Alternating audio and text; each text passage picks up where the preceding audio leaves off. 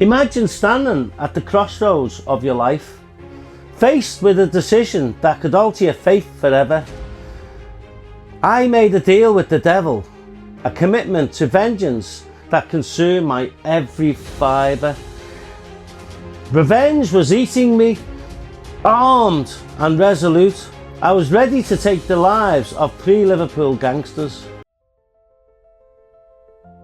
Reflecting on my early years, I realised how my environment shaped my destiny. I grew up with both my parents who did love me, but that love was soon overshadowed by utter brokenness. So my mum and I left, and they divorced, and left scars and feelings of abandonment that should have lasted a lifetime. The chaos and upheaval ignited feelings of confusion and insecurity within me. In a desperate bid for correction, I rebelled and sought solace in my father, only to find more turmoil and brokenness. One vivid memory of my childhood stands out. My teacher's words resonated deeply. The devil masquerades around as an angel of light.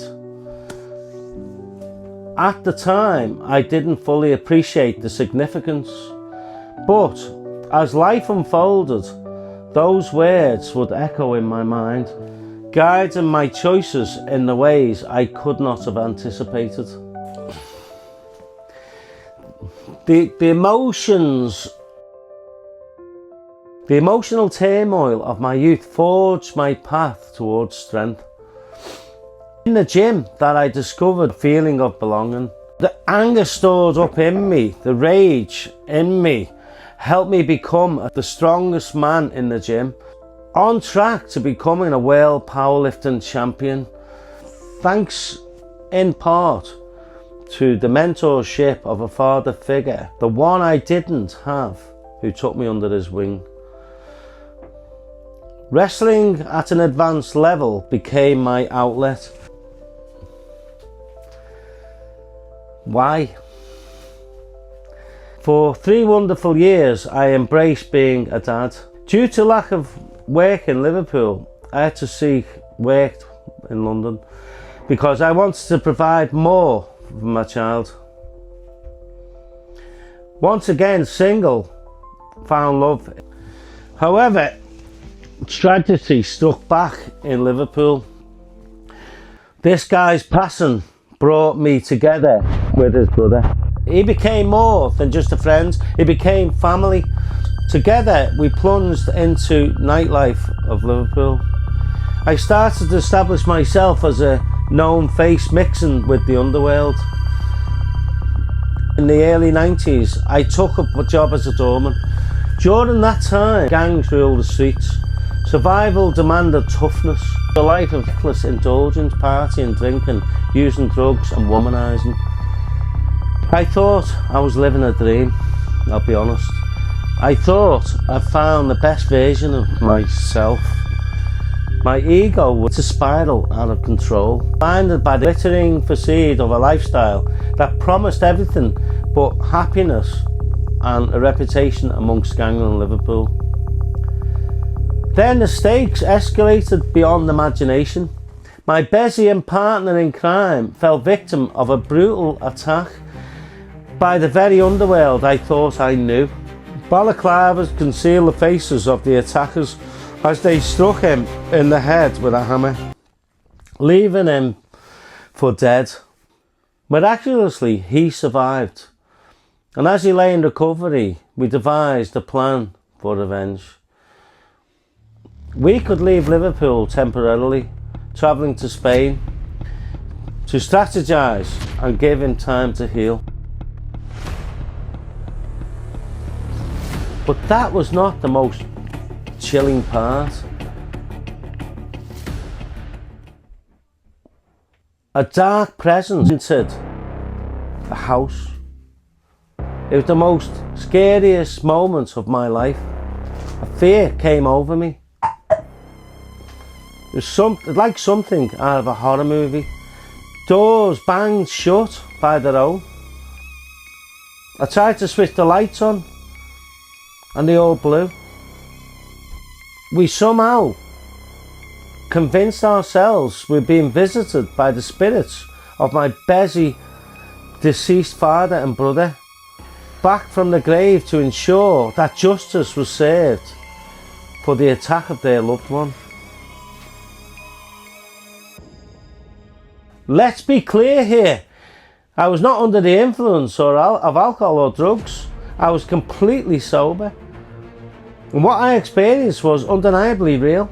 Caught between dark forces and a desire for retribution. The question is, where would this path lead? Would I allow vengeance to consume me? Or could I break free from this cycle of violence and despair? Choice was mine to make. Imagine a force greater than yourself, an undeniable power urging you to seize control and dominate the gangland of Liverpool. I found myself swept up in a compelling tide. My mind ignited with plans, strategies for total takeover. No longer a victim of oppression, I felt possession by an unquenchable thirst for vengeance. Than just 3 rival gang members.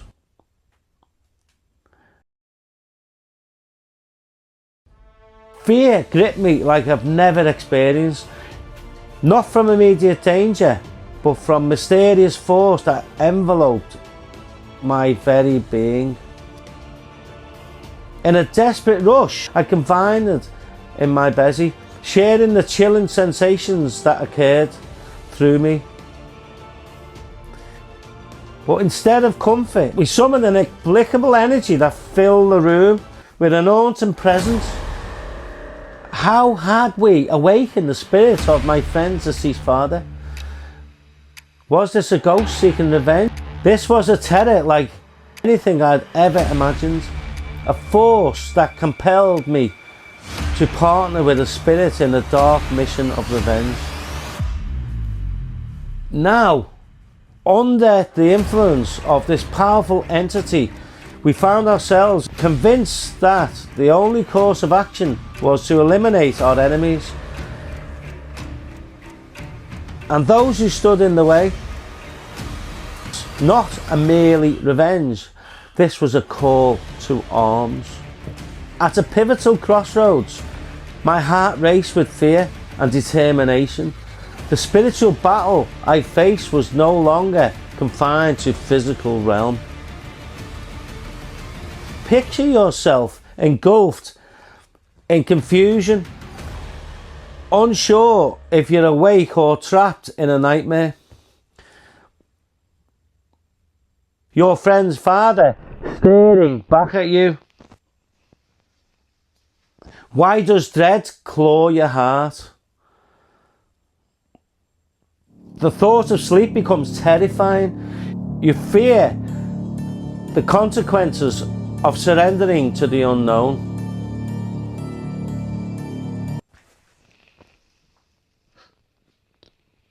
These figures of the past returning to demand action.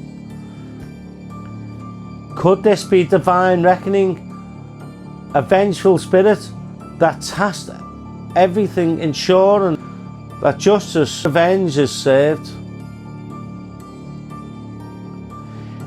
In that moment of desperation, I resolved to return to Liverpool, ready to unleash fury on the streets. Just before I boarded the plane, I encountered another spirit. This one radiated with an angelic light. Was this a sign from Jesus or Jesus himself? Regardless, the depths of my despair, unimaginable. Driven by fear, I prayed firmly to the friend's dead dad. I pledged loyalty to his son, convinced that this allegiance was essential for the appeasing spirits. I believed that if I remained true to his living son, everything would align to my favour. However, with hindsight, I now see the alarming truth. I was losing my grip on reality. I began praying to the Spirit that led me down a path I could never have anticipated. One where we could reclaim Liverpool and assert total dominance. What I mistook for a spirit of a friend's father was in fact a demonic force manipulating me towards destruction. I had unwittingly become a puppet of Satan, the devil's trap, consumed by relentless urge for chaos, revenge and mass death against my rival gang, while plotting our ruthless ascent to absolute power. Upon my return to Liverpool, I ended up moving in with my mate's mum, the widow who clung to belief that her deceased son was still with her. Ironically, I was sleeping in the very room that once belonged to him. I was oppressed by the weight of my dark intentions. A flicker of hope emerged. I recalled the teacher's chilling warning, the devil can masquerade around as an angel of light. I was actually being deceived, I thought. In that moment, I felt an epic battle raging within me. Heaven and hell was wrestling in my soul. The Bible speaks of weeping and gnashing of teeth in hell. I was living that torment hour by hour, gripped by demonic forces that sought to destroy me.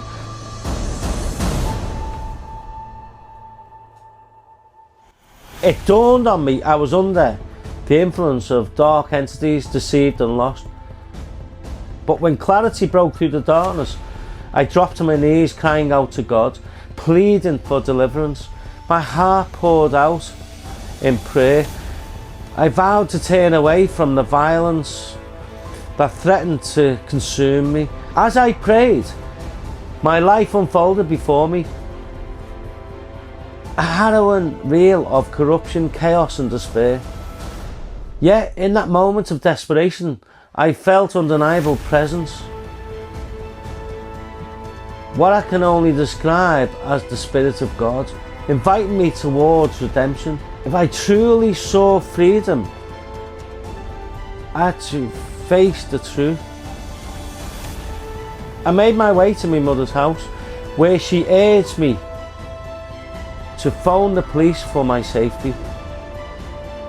I told the police my mate's dead brother and dad are coming back from the dead to get me if I didn't kill 3 people. The police thought I was nuts. Now in the police station, I confessed my intentions and sins. The officers were astounded, realising they couldn't let me return to the streets. Sat in a prison cell, the weight of my past hinges heavy. I would willingly face years behind bars, knowing that this was my chance to break free from the chains of darkness and embrace the light. Yet the dark spirit prowled. It understood that God had an amazing plan for my life, and it fought desperately to sabotage my commitment to securing my salvation. Picture me trapped in a cell, wrestling for my very soul. But then everything changed. As I prayed to God, I recognised my readiness to leave my past. Overwhelmed with joy, tears streamed right down my face. Even the officers looked on in disbelief, witnessing my transformation from despair to uncontainable joy. Concerned for my well-being, the police suggested I see a doctor. I was admitted to a psychiatric ward, yet the doctors soon realised that something far greater than any human intervention had set me free. It was my faith that made me whole again. What truly transformed my life was the revelation of Jesus' love, understanding who he is and what he sacrificed on the cross for me. I made a pivotal decision to dedicate my life to him. And since that day, I have followed Jesus and lived for Jesus with all my might. There is power in the name of Jesus, and it is no coincidence that you're listening to my story. Jesus is knocking on the door of your heart, waiting for you to let him in. He is real. Just ask him to come in and reveal himself like I did, like he did for me. He came into me. He can do it for you. He has a great plan for your life. I can say without a shadow of a doubt, accepting Jesus into my life is the best and greatest decision that I've ever made. It's okay.